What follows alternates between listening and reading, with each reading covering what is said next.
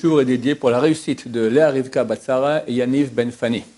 Il y a un jeune homme qui est bientôt arrivé à l'Yeshiva.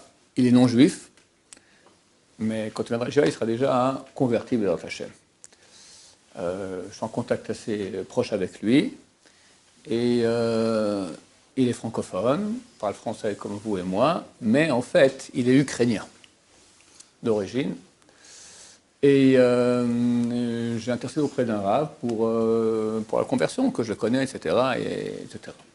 Alors le rav me dit, je lui dis aussi ce que m'a raconté ce garçon, que son père est ukrainien, super antisémite, sa mère aussi une chrétienne profonde, d'accord. Alors le rav il a dit, certainement son grand-père est ukrainien, il a dû tuer des juifs durant la Shoah. Alors je lui ai dit, non, je sais pas, moi j'avais une fois un élève, il était très longtemps chez nous, après il a travaillé à la technique, pourtant il est reparti en France, lui il s'est converti, et il avait vraiment ni père, ni mère, ni enceinte, rien de juif, aucune raison. Je me dis, comment ça se fait? Lui il s'est converti après sa sœur, après sa mère, Alors il m'a dit, mon grand-père a sauvé beaucoup de juifs durant la Shoah. Et on voit comment, des fois, le mérite d'une mitzvah, comme ça revient. Alors, quel mérite Hachem peut donner à un non-juif, si ce n'est un désir ardent de se convertir et faire partie de ceux qui peuvent être proches d'Hachem. Alors, j'ai dit au rabbin, non, moi je pense au contraire, s'il a une envie tellement grande et il est tellement sérieux dans son étude de Torah, etc., je pense que peut-être ses ancêtres ont dû faire quelque chose pour sauver les juifs. Alors, je l'ai appelé après et je lui ai demandé. Il m'a dit oui. Alors, l'histoire est la suivante. Sa grand-mère maternelle, son arrière-grand-mère maternelle, habitait l'Ukraine. À l'époque, il y avait des tickets de rationnement. Et tu recevais avec un ticket, un demi-pain, un quart de pain, d'accord. Un jour, elle rentre chez elle, ayant pris son demi-pain comme ça, de son ticket de rationnement, elle passe près de la barrière d'un camp de concentration. C'est pas Auschwitz, c'est d'autres camps, ce qui n'était pas beaucoup mieux que Auschwitz, d'accord.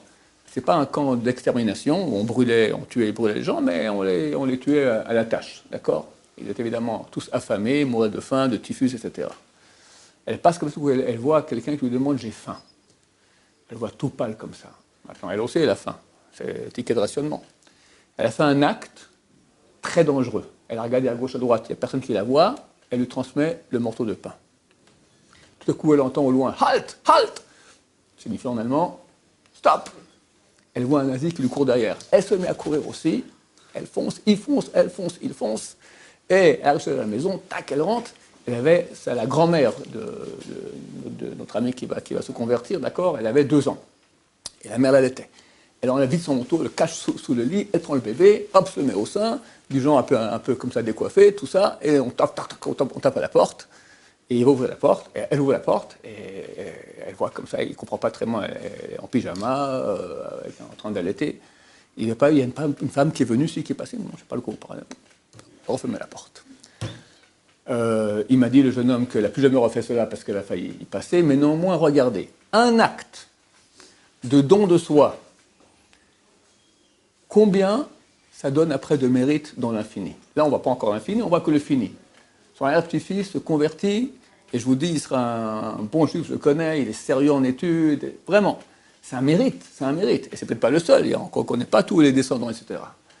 Un acte qu'on fait dans le fini, de don de soi à l'autre, on ne se rend pas compte ce que ça peut faire. Baruch Adonai, l'olam, amen, va amen.